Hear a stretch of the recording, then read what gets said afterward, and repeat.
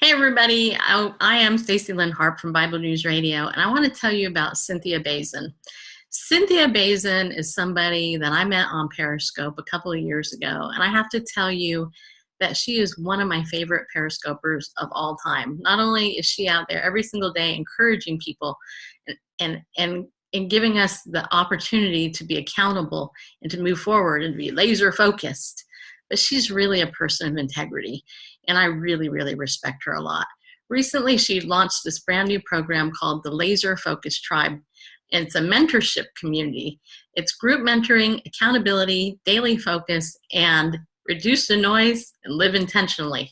And I want to tell you that my husband and I recently joined it, and I want you to as well, because you are going to get so much value for the cost of this. I'm telling you, for the whole year of what she charges for this group, that's like half the price of some coaches mentoring. It's absolutely affordable.